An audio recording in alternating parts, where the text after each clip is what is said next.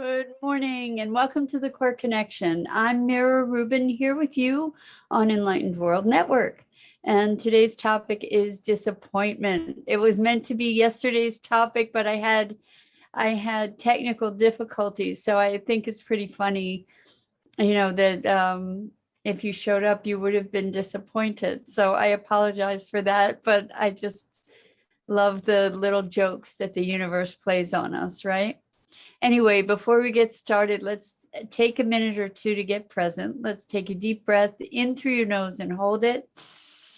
And imagine clean, crisp oxygen flooding your lungs, flowing into your bloodstream, nourishing all your cells, all your organs, bringing vital life energy to your body and being. And as you exhale, exhale any tension, stress, negativity, fatigue.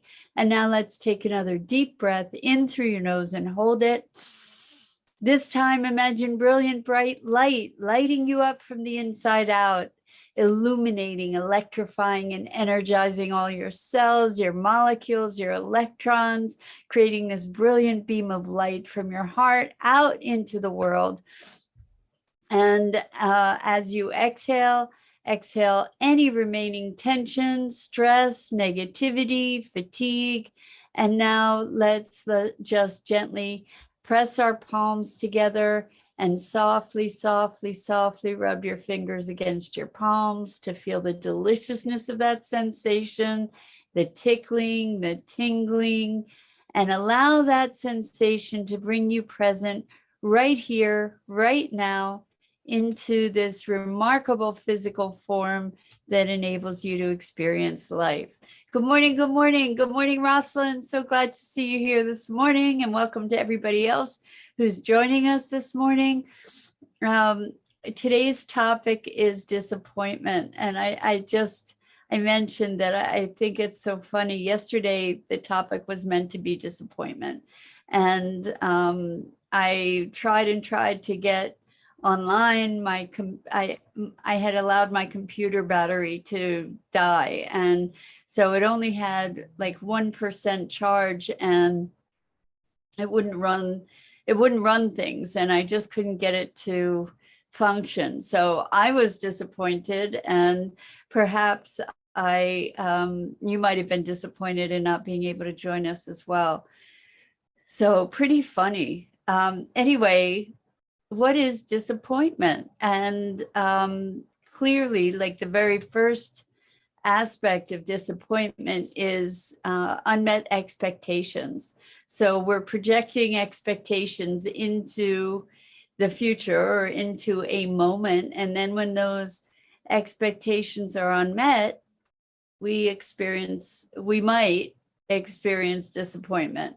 We might just flow with it, but we had this projection of how things might be and an expectation. And then there's, often, but not always, there's a expectation, projection, blame kind of dynamic that goes on with disappointment. Good morning, Robin. Welcome. It's great to have you here with us. We're talking about disappointment and what the dynamics are of disappointment, and excuse me, what the dynamics are of disappointment and how we might navigate situations to release ourselves from that sort of cycle, of expectation, projection, and maybe blame isn't always a necessary part of that dynamic, but it can come into play, where perhaps I assign responsibility to somebody else, to say, oh, well, it's their fault that I'm disappointed, so it's a very interesting thing that we can tend to do, and we get stuck in disappointment when really at the foundation is an expectation or saying this is how things should be, like that's the projection part. Having this idea about how things should be. Excuse me. So when we reside in disappointment, we kind of take on a bit of a victim role, like feeling at the effect of things, right? And so Rosalind says, is projection coming from a place of steering the wheel? What if there are many roads that lead us to the same destination or keeping things the same? So this is sort of a mystical question, I think, Rosalind. It's pretty awesome. So is projection coming from a place of steering the wheel? Well, I don't know if it is. First of all, whether or not we steer the wheel at all, or whether it's a grand illusion, that's another great conversation, right? I'm not sure whether we steer the wheel or not. And when we project, I think we're trying to impose our expectations. Like when we talk about how things should be, what made us the authority? Like it shouldn't be that way, or it should be that way. Those are, and while I might engage in that kind of activity myself, shoulding things, like things should be different. Good morning, Bernadette. Welcome. It's good to have you here with us this morning. We're talking about disappointment, but right now we're talking about projection and steering the wheel. And, we have ideas about how things should be. We have these ideas, and things should happen in a certain period of time. I'm a certain age, so my life should look like this. I have this kind of relationship, and therefore that person should behave in a particular way, right? And so we have our expectations, and then we project them with the should. And then if that person doesn't meet those expectations, we become disappointed, and then we blame them for not being or acting in accord with our expectations and projections. So that's kind of a dynamic, excuse me, that I've identified around disappointment. So I don't think that projection is coming from a place of steering the wheel necessarily. I think it is coming from a place of trying to override reality, at least that, or override or resist the way things are, at least in this context. Maybe when we're doing manifesting, we can consider that's projection as well, but that's in a different context than what we're talking about right now. So to continue with what Rosalind wrote, what if there are many roads that lead to the same destination? I think there are. And I guess it's a matter of, well, what makes that destination the same? So, and this is another interesting perspective. So is it the same destination? Do I arrive at the same destination if I arrive there angry versus if I arrive there feeling joy and bliss? Is the destination the same? Because certainly our perception of the destination isn't going to be the same. If I'm coming from a place of anger or frustration, my experience of that destination is going to be radically different from my experience if I were my experience if I were arriving there in a place of love, right? So is the destination the same? How do we separate the destination from the experience? So I think that that's actually another rabbit hole we get to play around. So Bernadette says, or setting what our wishes are. So I think that we can be creating our intentions, and there's a difference, and this is and I think it's a really important distinction. So at one point we had a conversation in one of these mornings about the problems with problem solving. And the problem with problem solving is that it's focused on the problem, and that essentially it's affirming the problem. And so when we create or focus our intention and our desires, as long as that desire is clean, looking at possibility rather than not the existing thing, rather than being defined by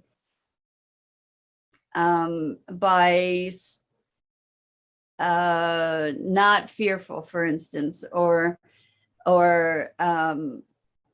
not defined by lack, for instance. If we say something in the negative, it's affirming that thing, right? So if our desires are clean and filled with possibility, or coming from the future rather than coming from the past, then that's a different kind of projection than the projection of this is how it should be kind of projection, if that makes sense, I'm hoping. So Bernadette says energy needs to be pure as to what our outcomes will be. And exactly. And that's what we're talking about. Like, what makes that purity? That purity is really, truly the difference is it's coming from a place of possibility rather than a reaction to limitation. And that's a profound difference, actually. It's a profound difference energetically. And that's something that's at the foundation of any manifestation, is what's the energy, right? And the energy of possibility is unbounded. If we are being informed from the future rather than from the past, because we tend to drag the past forward, right? Unfortunately, but it's a habit, and it's something that we can be practicing shift around, right? And so Robin says, if it's your destination, you will arrive one way or another sooner or later. I love that, Robin, and that's kind of, it just brings to mind the song that Doris Day did, and I don't even know what movie it was, years and years ago. Que sera, sera. What will be, will be. And I remember my mom got furious about that song at the time, because she was very much about creating our future or creating our reality, and taking it. Que sera, sera doesn't mean don't take action. It doesn't mean be passive in your life. It just means that life is unfolding in its perfection, right? That was before all the greater transformational awareness, I think. But maybe it was prescient in that way, or prescient. So I think the notion that that we have a destination, that our lives are unfolding in their perfection. I mean, I think that that's a wonderful vantage point to be living from, is that life is happening for me and through me rather than to me. And if that is so, then everything within my life is there as part of the perfect unfoldment of it. So Rosalind says the should have seems to come from fear or missing out, or fear of missing out. If disappointment has a victim role in it, what's the opposite role from being victim? Are we looking outside of ourselves for the hero? Wow, Rosalind, you just have these great comments. Okay, so what's the opposite role from being victim? Is being empowered, you know, being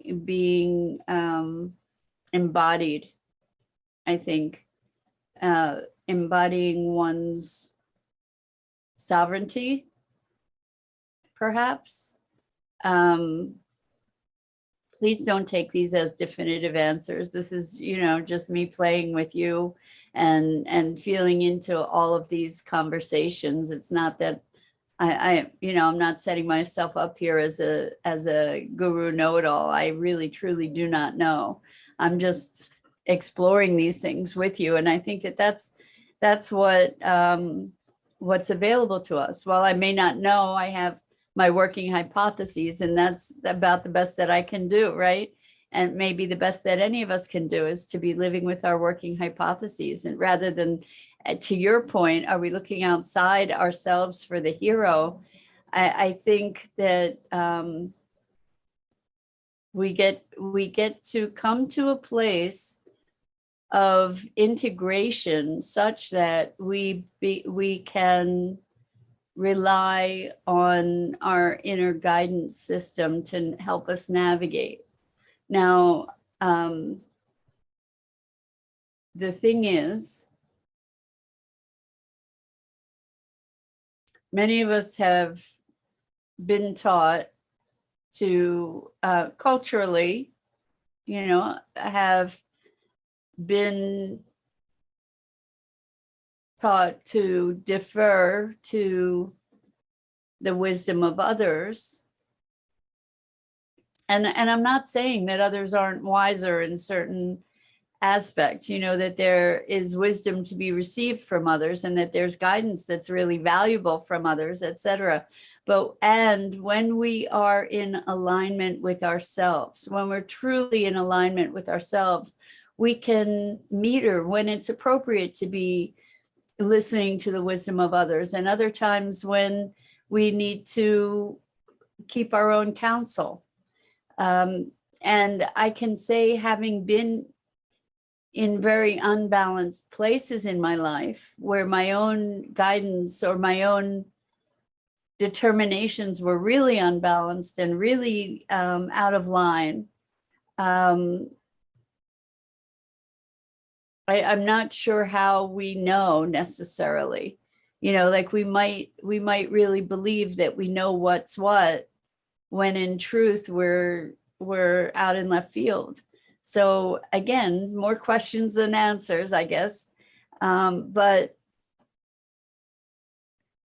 when we are able to be in a place of centeredness and presence, then there is a knowing that is available to us that's beyond our intellectual knowing. And what I have recognized, and I've had people, my clients acknowledge this, is that when they get a gut feeling, when they violate that gut feeling or they override it, it's not ever been pretty. And so to your point, Rosalind, are we looking outside of ourselves for the hero? I think that's often the case because we're feeling unbalanced and lost, and I think that there's a place that we displace our own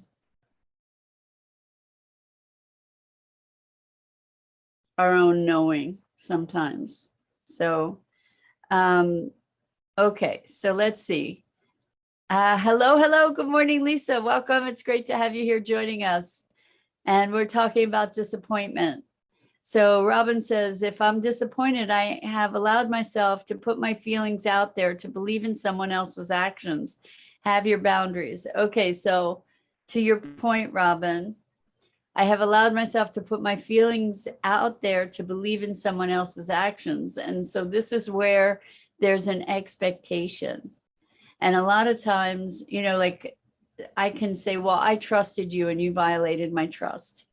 And so what's the expectation? The expectation is that the person's going to have the same values that I do, for instance, or the same sensibilities that I do. We make these assumptions. And, I get that it's kind of a way that we bond, so here's the projection, the expectation, projection, blame kind of thing. Okay. So let's say, and it happens around trust all the time, for example. So I say, okay, I trusted you and you didn't, this is the underlying dialogue. You didn't meet my expectation and it's your fault that my trust was betrayed. So that's the expectation, projection, blame kind of scenario that's at the heart of disappointment. And I'm really disappointed in you because you didn't meet up, you didn't match or measure up to my expectations of who you should be. And so when we talk about trust, we can say things like, I trusted you. The thing is that we don't often really pay attention to what the nuances are around that. I trusted you to what? We give away our trust, but we're not clear about what we're trusting about. And so I trusted you to honor your word. That might be something, where someone actually makes a promise and then they don't keep it. So that can be a trust betrayed. But oftentimes it's not so blatant. Oftentimes it's, I trusted you, and the underlying conversation is to have the same values that I did, or that I do, or to see the world the same way that I do, or to think that this is as important as I think it is. I trusted you to be a certain way that I projected you are,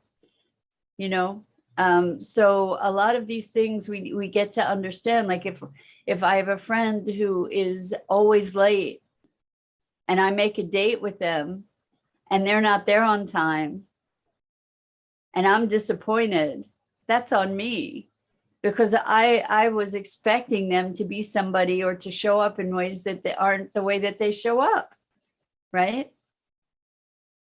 Like I can trust somebody to be who they are. And if they are consistently showing that they are going to be late, then I can trust them to be late, right? So this is the distinction between projection and expectation, or the versus like really being present and in alignment. Like I'm projecting and expecting, and then I'm blaming, oftentimes as part of that dynamic around disappointment, right? So Robin says open discussions. So I'm thinking that's a commentary on what we're having today, I hope. Anyway, thank you for that. And Robin says, take what applies to you from others for your highest good. Consider the rest when it's time. Yeah, like the input that we get from others is something that we get to dance with, like we get to create the context for it. We get to determine how we integrate that information. Robin says, ditto to the gut feeling. So having realized that when we get that gut feeling, for whatever reason, usually it's right. usually that gut feeling is telling us the truth. And if we tend to override it, then we tend to pay a price for that. Because the truth, you guys might be interested for the Sustainability Now movie night on April 7th. We're showing a movie called The Gut, Our Second Brain. You can look it up online.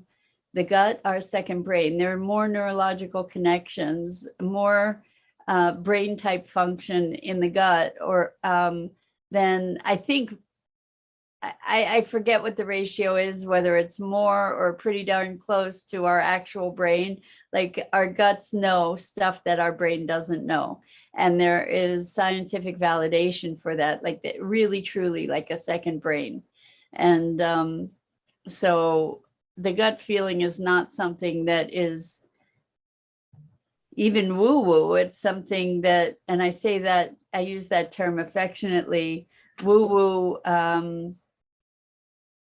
Anyway, it's documented, it's scientifically validated that the gut has its own intelligence.